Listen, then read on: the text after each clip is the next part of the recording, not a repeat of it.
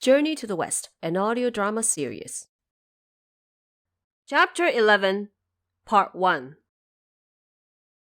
We return to Taizong, who was following the steps of Judge Cui and Marshal Zhu after escaping from his enemies and creditors. After walking for a long time, they reached what is called the sixfold paths of transmigration. There were beings who soared on clouds dressed in colorful mist. Ones with official appointments who had a goldfish-shaped tablet hanging on their waists, as well as monks, nuns, Taoists, and secular people, walking beasts and flying birds, and all sorts of ghosts and monsters. Every single one of them was running into the wheels of transmigration like waves, each moving in different directions.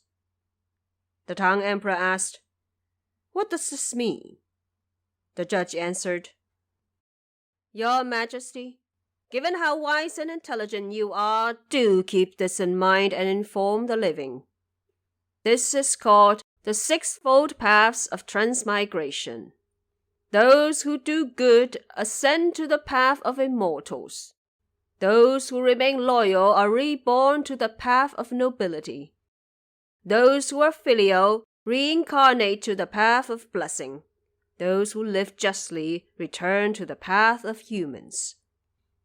Those who accumulated virtue advance to the path of wealth, and those who commit sin fall to the path of ghosts."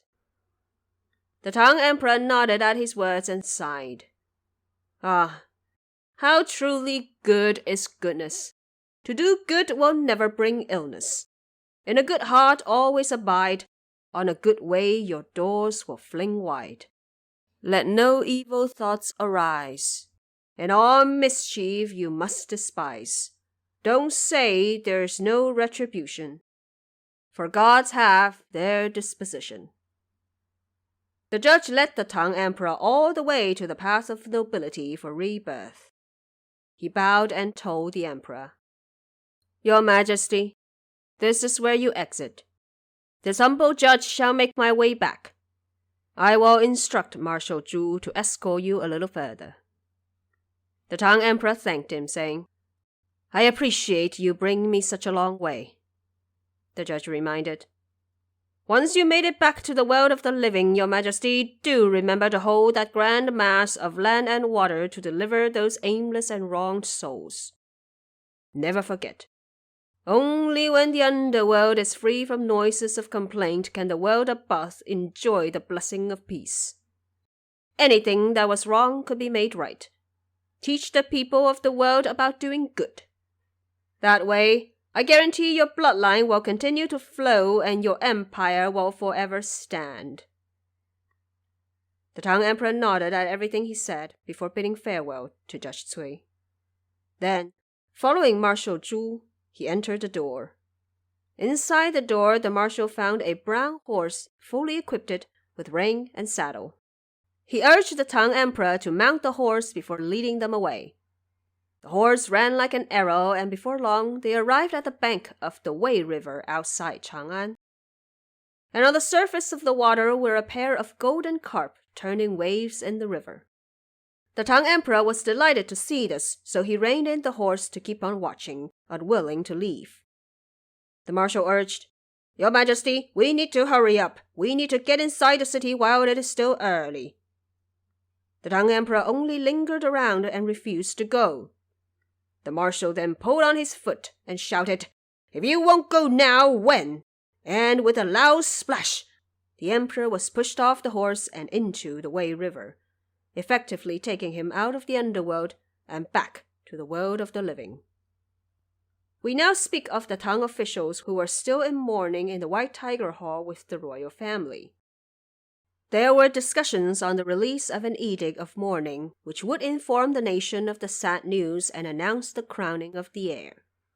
Just then, Wei Zheng said from the side, "Do hold on, my dear colleagues. Let's not do this. Don't do this at all. Should the lower governments be disturbed, I fear there will be havoc. Let us wait for one more day. our emperor is sure to return to life." From a distance came Xu Jingzong, who said, "Prime Minister Wei is absurdly wrong here. As the ancient saying goes, spilt water can't be retrieved, just as dead people can't return to life. Why talk such nonsense now and mess with people's minds? What do you even hope to accomplish?" Wei Zheng answered, "To tell you the truth, Mr. Xu, this humble clerk has mastered the skills of the immortal nature since a young age. My predictions are the most accurate, and I can guarantee His Majesty is not dead." Just as they were talking, a voice could be heard from inside the coffin, yelling non-stop, "I'm drowning to death!" Every official, civil or military, was shaken with fright. The empress and concubines, too, were scared out of their wits. Before long, everyone had run out of the hall, completely terrified. Who would dare come near the coffin now? It was all thanks to the righteous Xu Maogong, the just Prime Minister Wei, the courageous Qin Shubao, and the bold Yuchi Jingde, who rushed to the coffin calling, "Your Majesty, should you have any worry left unaddressed, please let us know. Do not haunt the place and frighten your family." Wei Zheng explained, "This is no haunting, it's His Majesty coming back to life. Bring the tolls here this instant." They opened up the coffin, and indeed found Taizong sitting inside, still repeating, "I'm drowning to death. Who is here to save me and pull me out?" Mao Gong and the rest came forward to lift him up, saying, "Wake up, Your Majesty. Don't be afraid. We're all here to protect you." The Tang Emperor finally opened his eyes and said, "What an ordeal we went through. First we escaped the trouble of menacing underworld ghosts, and now we are suffering from death in water." The ministers said, "Calm down, Your Majesty. There is nothing to fear. What disaster in the water is here?" The Tang Emperor explained, "We were just riding a horse all the way to the bank of the Wei River and saw 2 fish splashing around. This Marshal Zhu tricked us and pushed us off the horse. We fell into the river and nearly drowned to death." Wei Zheng said, "The ghostly aura has yet left you, Your Majesty." They immediately instructed the imperial physicians to prepare a herbal soup with sedating effects, as well as a porridge diet. Only after taking them a couple of times did the emperor return to himself and understand his surroundings. Since the Tang Emperor's death, 3 full days have passed before he returned to the throne alive. It was already late, so the ministers urged the emperor to go to bed first, before excusing themselves. The next morning, they took off their mourning apparel and put on colorful garments as they waited outside the gates for summoning. After being carried to his bedroom by his subjects and having taken several rounds of medicine and food, Taizong had a solid night's sleep to recover. He slept till the sun was up and his spirits were heightened. Look at the way he's dressed. Donning a towering crown, wearing the robe of yellow ochre, tied on his waist the green jade belt from Lantian. He wore shoes symbolizing his undefeated road to the throne. Stunning, surpassing anyone in the court. Awe-inspiring, enough for the day's glory to be restored. What a great Tang Emperor of justice and virtue. His Majesty named Li, who died and rose again. The Tang Emperor climbed up to the treasure hall of gold carriage, where the officials gathered. After all the formalities, the ministers lined up according to their posts. Then came the imperial announcement. Should there be business, come forth and report. Otherwise, court will be dismissed. At that moment, civil officials from the east side and military officials from the west side all came forward and prostrated themselves before the pale jade steps, asking in unison, "Your Majesty has been caught in a dream since the other morning. Why did it take so long for you to wake up?" Taizong then detailed his adventures, starting from the moment Wei Zheng handed him the letter all the way to when Marshal Zhu pushed him into the river. The officials heard the story and were full of praise. They then compiled the events and informed all the lower officials in the country so that they could submit their words of congratulation. We will speak no more on that. Afterwards, Taizong released an imperial edict of amnesty to prisoners nationwide. A review of those jailed for serious charges was also done. At the time, judges from the Ministry of Justice delivered a list of over 400 criminals scheduled for hanging or beheading. Taizong released them home so they could say goodbye to their parents and siblings, as well as entrust their properties to relatives and descendants. They were to return on the same day a year later to receive the punishment they deserved. The prisoners thanked the throne and left. On top of that, an announcement on the welfare of orphans was released. The emperor also reviewed a list of about 3,000 palace maids, both old and young, before releasing an edict to have them married to military personnel. And all was good, in and out of the palace. After Taizong freed the palace maids and gave leave to the prisoners on death row, he also released an imperial proclamation to be posted throughout the land. In the proclamation were teachings on doing good and never bowing to evil thought. From then on, not one person in the country acted without good intentions. A notice to recruit the virtuous was also issued in order to find someone to bring fruits and melons to the underworld. And 1 treasure room worth of gold and silver were entrusted to Yushi Jingde to bring to the Henan city of Kaifeng, where they would be paid back to Xiangliang. After the notice had gone up for several days, a virtuous man agreed to deliver the offerings. He was originally from Junzhou. His last name was Liu and given name Quan. He came from a very wealthy family. It was only because his wife Li Cuilian pulled off a golden hairpin to give to monks as alms in front of their house that Liu Quan gave her a good scolding. He blamed her for betraying womanly manners by leaving her room without permission. Madame Li was so upset she hung herself to death. This left their 2 young children, a boy and a girl, crying day and night. Liu Quan couldn't stand watching this, and so without a better choice, he decided to end his own life as well. He thereby abandoned his properties and children and intended to deliver the melons by death.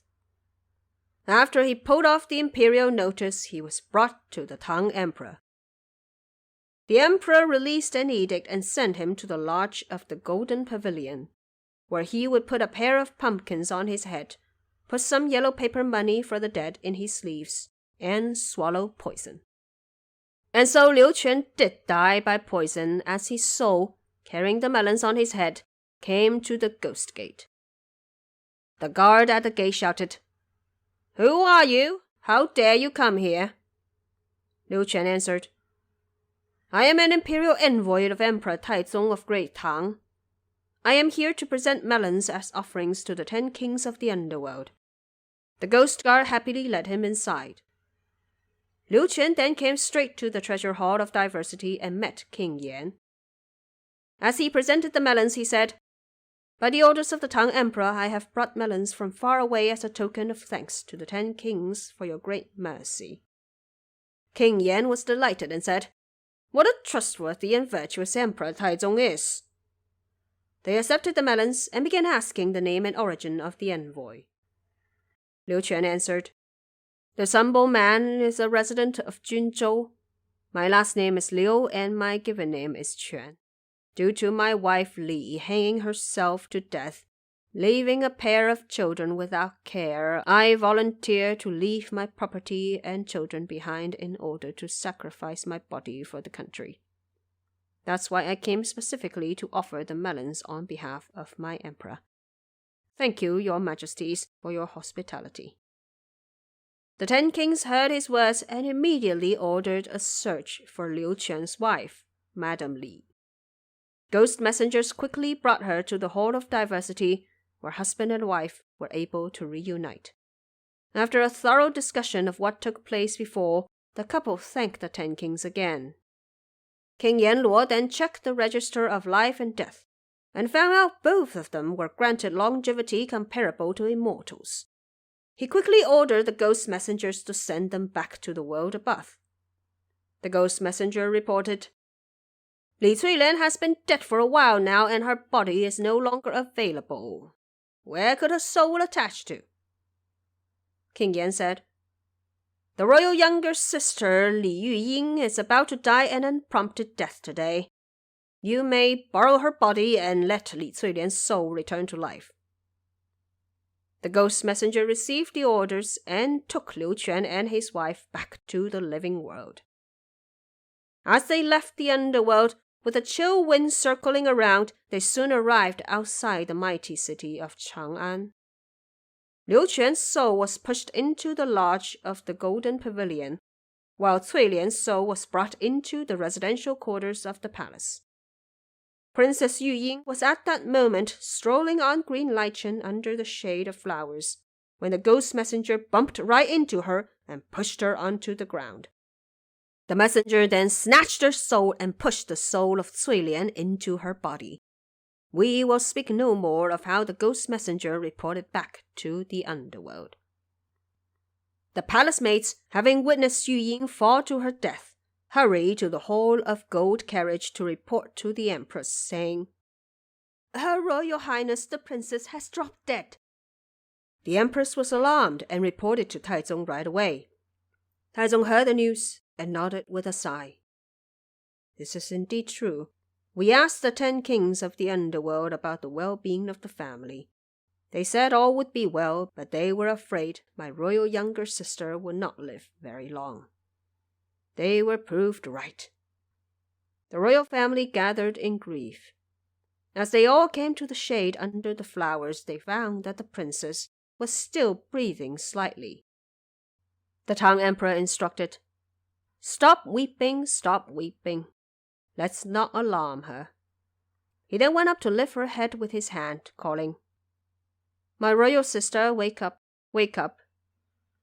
The princess suddenly turned over and yelled, "Walk slowly, my dear. Wait for me." Taizong said, "Sister, it's just us here." The princess looked up with open eyes, asking, "Who are you? How dare you drag me here?" Taizong answered, "It's your royal brother and sister-in-law." The princess said, "Where did I ever get a royal brother and sister-in-law? I was born in a family named Li. My baby name is Li Cuilian. My husband's name is Liu Quan. We are both from Junzhou. 3 months ago, I pulled out a golden hairpin and gave it as alms for the monks. My husband blamed me for going out of doors without permission and betraying womanly manners. He scolded me, and I became so enraged that I hung myself to death with a white silk sash. I left behind 2 children who cried day and night. Now, because my husband acted as envoy of the Tang Emperor, he went to the underworld to offer melons. King Yan took pity on us and sent us back here. He was walking in front of me. I was behind and couldn't catch up with him before tripping over. How rude you all are. You don't even know my name. How dare you drag me here like this?" Taizong heard her words and told the crowd, "Our sister must have become delirious after the fall. She isn't making any sense." And so he ordered the imperial clinic to prepare a herbal soup and had Yuying brought into the palace. Later, when the Tang Emperor arrived at court, an aide suddenly entered to report, "Your Majesty, the envoy of melons, Liu Quan, has returned to life and awaits your summoning outside the gate." The emperor was shocked and quickly summoned Liu Quan inside. As Liu Quan prostrated under the vermilion steps, Taizong asked, "How was the business of offering the melons?" Liu Quan then gave a thorough account of his journey. The emperor then asked, "What did you see in the underworld?" Liu Quan answered, "Your subject didn't move very far, so I didn't see much. I only heard King Yan ask about my origin and name. I told him everything about me abandoning my family and volunteering for this task due to my wife hanging herself to death. He then ordered a ghost messenger to bring my wife along so we could reunite in the Hall of Diversity. Meanwhile, he reviewed the register of life and death and said both of us were destined to enjoy longevity comparable to immortals. That's why the ghost messenger was ordered to send us back here. I was walking at the front, and my wife was following behind. It's very fortunate that we can come back to life, only that I have no idea where my wife has gone. The Tang Emperor asked in astonishment. What did King Yan say about your wife? Liu Quan answered. King Yan didn't say much. I only heard the ghost messenger say, Li Cuilian has been dead for a while now and her body is no longer available. Then King Yan said, the royal younger sister of Tang, Li Yuying, is about to die an unprompted death today. You may borrow her body and let Li Cuilian's soul return to life. I have no idea where this royal younger sister of Tang is or where she lives, so I haven't gone around to look for her yet. The Tang Emperor heard this and was filled with delight. He then told his many officials about the incident with Princess Yuying, concluding, what she said exactly matches Liu Quan's words. Wei Zheng then reported, the royal younger sister happened to live a short life. Since she spoke such words so soon after waking up, this must be Liu Quan's wife coming back to life using her body. Such things do happen. Let's invite the princess out here and see what she has to say about it. The Tang Emperor said, we just ordered the Imperial Clinic to prepare medication. We wonder how things are now. He then ordered the concubines inside to invite the princess out. The princess, meanwhile, was still blabbering. What medicine are you feeding me? This isn't even my home. My home is built with cool tiles, not like this house of joinders with its gaudy doors. Let me out! Let me out! As she was shouting, several maids, plus a couple of eunuchs, lifted her all the way to the hall.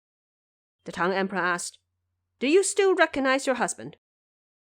Yu Ying answered, what do you mean? We've been married since young. I gave birth to and raised his son and daughter. How could I not recognize him? The Tang Emperor then told the servants to take her away. The princess then left the treasure hall and came straight to the Jade steps, where she saw Liu Quan. She seized hold of him, saying, my husband, where did you go? Why wouldn't you wait for me? I fell over and had these nonsensical people shouting around me. What is happening? Liu Quan recognized his wife's style of speech, but saw that it was not his wife's face, so he dared not acknowledge her. The Tang Emperor said, truly, men have seen mountains cracking or the gaping of earth, but none has seen the living exchanged for the dead. What a virtuous ruler! He then took his royal sister's makeup boxes, garments, and jewelry and gifted them to Liu Quan as if they were dowry. An imperial edict was also issued to exempt him from any compulsory service in the future, as he was to take the royal sister home with him. The couple thanked the throne before the steps and happily returned home. And so they left the emperor and came straight back to the city of Junzhou, where they found their old property and 2 children in good shape. They then spread the word on how they were rewarded for their virtues. We shall speak no more of that.